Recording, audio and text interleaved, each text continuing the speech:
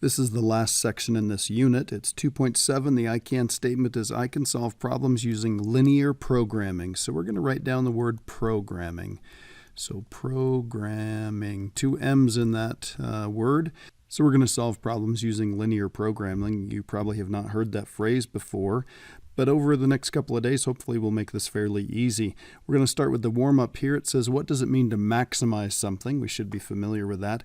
When we maximize something, we make it as big as possible. So I'm just going to write big as possible. When we maximize something, we make it as big as possible. So what does it mean when we minimize something? When we minimize something, we make it as small as possible. And then I've got a couple questions about some words you may or may not have heard of before. So let's talk about the word constraint. You may have heard of constraints used in various situations. A constraint is usually something that limits or restricts something. So we're going to write limits or restricts. Limits or restricts. So if you're working within some constraints, there are some things that are limiting what you can do. Next, let's talk about cost. If we're talking about how much something costs, we're talking about how much you pay for it. So how much, and we're talking about money here, so we're going to say how much money you pay for something. If we're talking about revenue, revenue is not a word that's commonly used unless you're working in business, but revenue is how much money you bring in. So how much money you bring in. So let me spell that right there. Bring in. Okay, so that's just the amount of cash that's generated, so to speak. And then the profit is usually what people are mostly interested in. That's how much you make. So how much you, so write it so it matches up here. How much you make. So the cost is how much money you pay for something. The revenue is how much money you bring in when you sell something. And then profit is how much money you make when you actually sell that. Now, we could actually relate these three things. They are very closely related. The profit is how much you make, so we actually figure out the profit by doing this. We take the revenue, we take how much money that was brought in, and then we subtract how much things cost. So just because you brought in $1,000 in a day or something like that doesn't mean a whole lot. If it actually cost you $1,100 for that stuff, you actually lost $100 there. But if it only cost you $500, then you've made $500. Okay, so kind of keep those words in mind as we talk about different situations over the next few days. So the objective of most companies is to make as much money as possible. They want to maximize the amount of money that they profit. However, there are many times when businesses work within certain constraints. There's that word right here and why we need to know what a constraint is. They work within some limiting factors, but they still want to make sure that they maximize their revenue and maximize their profit. So this is where linear programming comes in. Linear programming is a really systematic technique, and it uses inequalities and something called an objective function, so let's underline that, to determine what solutions are possible and which ones optimize the income or the profit that they're going to make. So once the possible solutions are found, there's a really simple way to find which one maximizes the objective function. So we may be maximizing revenue or profit, we may be minimizing cost or something like that. So here's what we want to keep in mind. It's a really cool principle. So the optimal solution for a linear programming problem. So the optimal means if we're trying to find a minimum, it would be the minimum. If we're trying to find a maximum, the optimal solution would be the maximum. So if a linear programming problem has a solution, it must occur at a vertex. So let's write down vertex. Remember, vertex is a fancy word for a corner. At a vertex of the feasible region of possible solutions. So let's take a look at what a feasible region looks like. A feasible region is typically going to look something like this. We're going to have several inequalities, and we're familiar with how to graph linear inequalities. And so we end up with this shaded region right here. So a fancy word for the shaded region is the feasible region. And the reason we call it that is this region right here contains all the feasible solutions given these particular constraints or these limiting factors. Okay? Now, if there's a tie for the most optimal solution, solution. If there's a tie for the max or the min, at least one of those optimal solutions must occur at a vertex. In other words, once we've got this feasible region defined, we only need to check the vertices. We only need to check the vertices. Now, we could put corners in there. That would be fine. So check the corners, check the vertices, however you want to think of that. So we're going to start off with something that's relatively easy. We're going to maximize this objective function right here, and they already give us the constraints here. So we actually have 4 different linear inequalities, and we need to graph those, and we need to find out what the feasible region is here. Now, there's a conjunction that connects these. Remember, a conjunction is a word like and or. The word that connects all these, since we're looking for the overlapping region, is the word and. All of these need to be true at the same time. So we need this region to overlap with this region, to overlap with this region, and so forth. We want everything to overlap. Now, I do want you to note something about this, and we're going to come back and take a look at this. I want you to see if you can figure out what we're going to fill in that blank with there. So we're going to take a look at this first one. This says x is greater than or equal to 0. Remember, x equals a number is a vertical line, so we're talking about putting a vertical line right at x equals 0. So I'm going to draw a little vertical line right here, and we're talking about the x's that are bigger than that. So we're going to be shading the right-hand side. Now, to make it so I don't have to do a lot of erasing, I'm just going to kind of keep that in my mind, that I can only have answers on this side of the y-axis. Remember, it's a little bit weird that x equals a number is a vertical line, okay, but that's the way it works, so we've got to make sure we keep that straight. And then we've got y is greater than or equal to 0. Y equals a number is a horizontal line, so we're talking about this right here, and we're talking about the y's that are bigger than that, so we're talking about shading above there. So we're to the right of this line, we're above this line, so automatically we know that we're in this quadrant right here. We're in Q1. So I'm going to put these together, and I'm going to write down Q1 here, quadrant 1 there. So we just kind of keep that in mind there, and then let's graph these other guys. So we're going to need to move the x over, so this is going to be 2y less than or equal to negative x plus 4. Remember, when we subtract that x from both sides, it does not change the direction of the inequality. Then we're going to divide everything by 2, so if we divide everything by 2, we're going to get y is less than or equal to negative 1/2 x, and then plus 2. Now, if you need to show a little bit of work, that would be totally okay. We're just going to divide this by 2, divide that by 2, and so forth. So we've got each one of those divided by 2. This is the linear inequality that we're going to graph. So let's go ahead and graph this. This one crosses at 2, so that would be about right here. And then it has a slope of negative 1/2, so we're going to go down 1 and over 1, down 1 and over 1. So we get these points right here. Now, this has an equal to on it, so this is going to be a solid line, and we're talking about the y's that are less than this line right here. So we know we're going to be in this little triangle right here. So I'm going to go ahead and draw that right there, and I'm going to do just a little bit of shading. We've narrowed things down to this little triangle right here. Now, like I mentioned before, it's a really good idea to do these in pencil, because you're going to be doing some shading and some erasing and some drawing of lines and some erasing, some dots and stuff like that. So please kind of keep that in mind. So here's what we've got it narrowed down to. So I'm going to go ahead and erase that line and erase that line. We've got it narrowed down to this, and this. It's that little triangular region, but we haven't done this last one right here, so let's go ahead and do that one.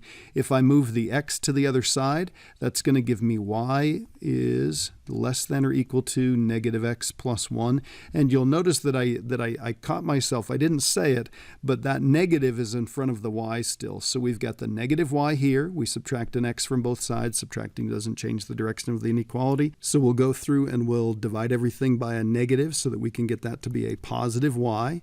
Multiplying or dividing by a negative is going to switch the direction, so this is going to be a greater than or equal to. This is going to be a positive x now, and this is going to be a negative 1. So again, if you need to go through and do a little bit of work here, that's totally okay. Fine with that. Negative divided by negative gives us a positive. Negative divided by negative gives us a positive. There's our negative 1, and again, the reason this switched directions is because we divided everything on both sides by a negative 1. So now we're ready to graph that one. This one crosses at negative 1. That would be right here. It is going to be a solid line because of the equal to, and then the slope on this one's 1, so it's going to go up like this. Okay, now I'm not going to draw a whole bunch of those because if I were to draw all of this, I'd have to erase it. Okay, now I'm just going to draw a little bit right here. I certainly don't need to go past that because it's only the part in the triangle that would actually work. So if I were really being smart about this, I'm keeping in mind that this is a line that looks like that, could have just had those dots there, and I'm talking about the y's that are greater than that, so they have to be above the line. Well, none of this is shaded over here, it's not shaded over there, so the only part of this that would make any sense to shade would be everything above the line that's inside the triangle, so that's going to be this stuff right in here. So I'm going to grab black, and I'm going to shade in, grab black, I'm going to shade in right in here. Okay, so this is our feasible region. I'm also going to come back here and make this look really nice. The only part of this blue line that I need is just that right there.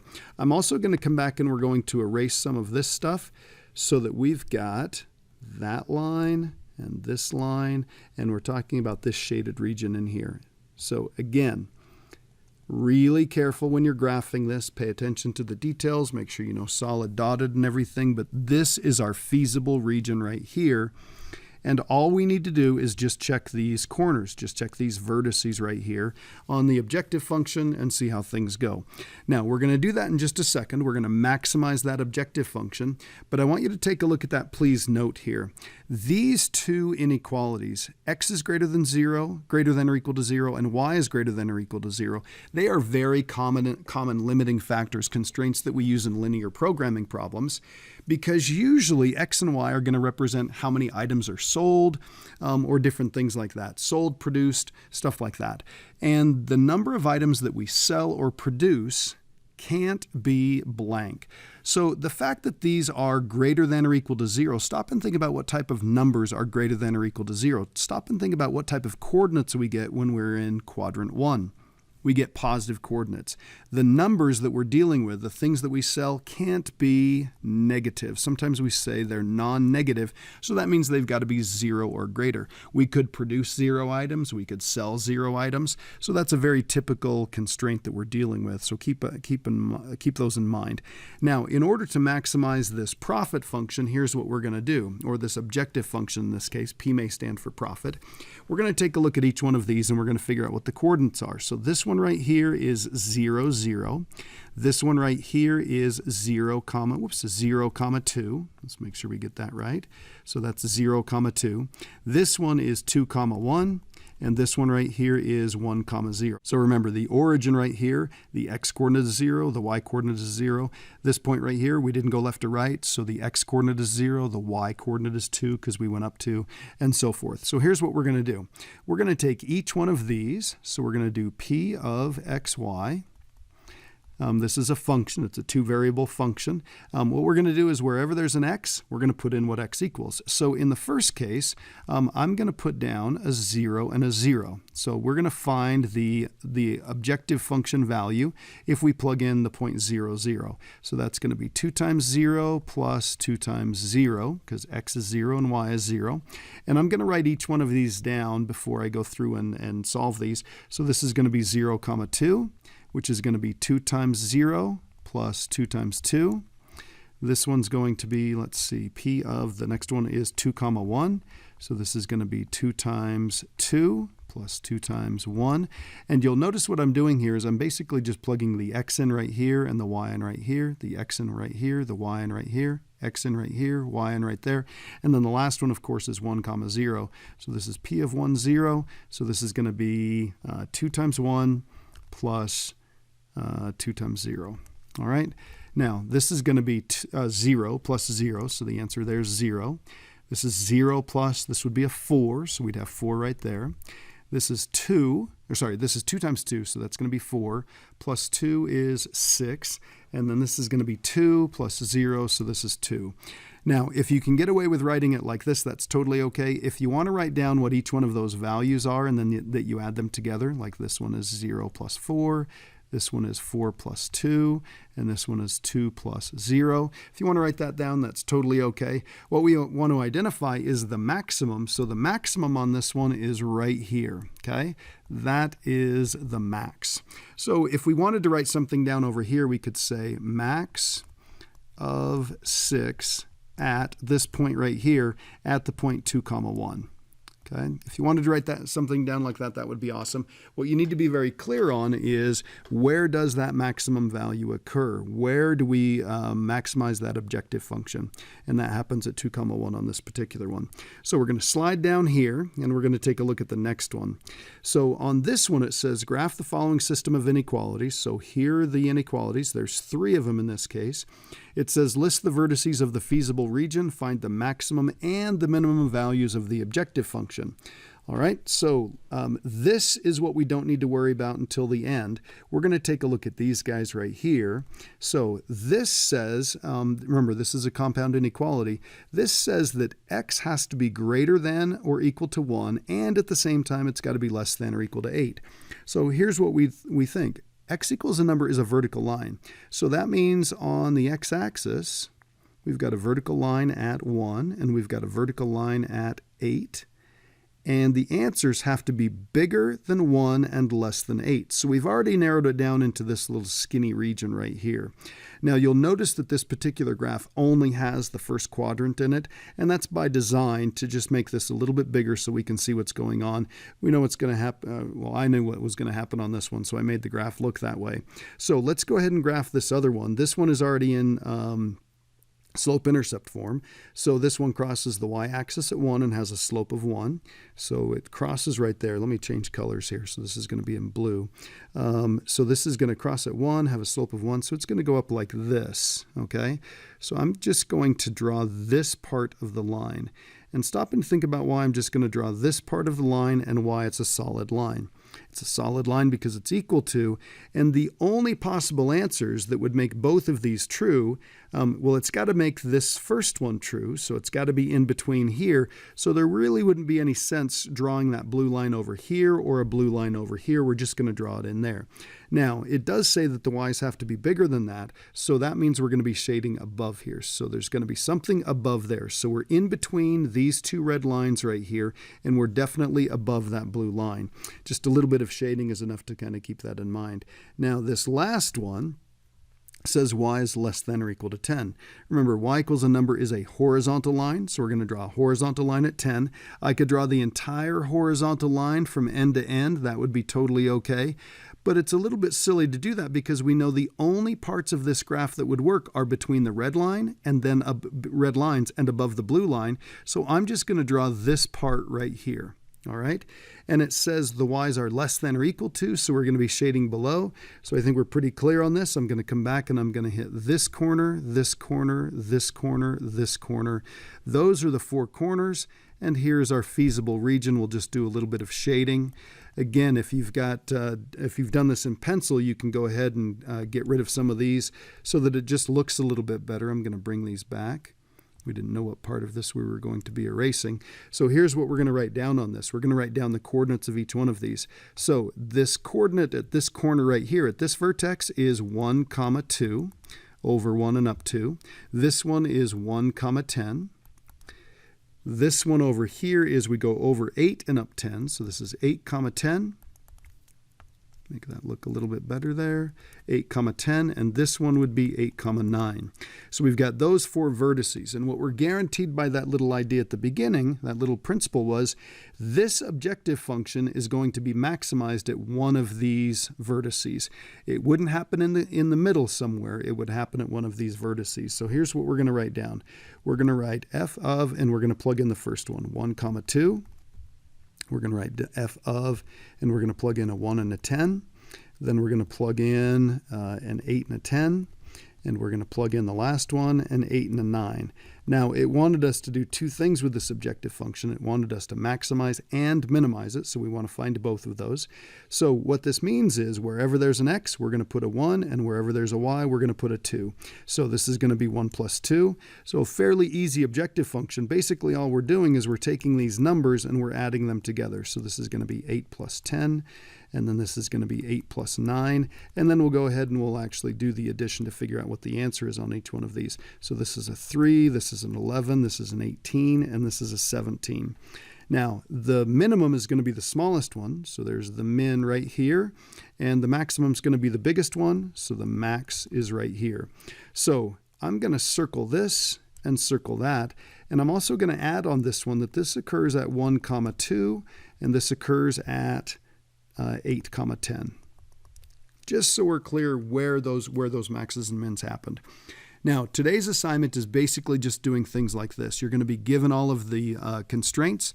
You're going to be given the inequalities that you need to graph. Your job is to practice graphing those, narrow in on the feasible region, identify what the vertices of that feasible region are, and then evaluate them. If it says find both the max and the min, find those. If it just says find the max, of course, you just find the max.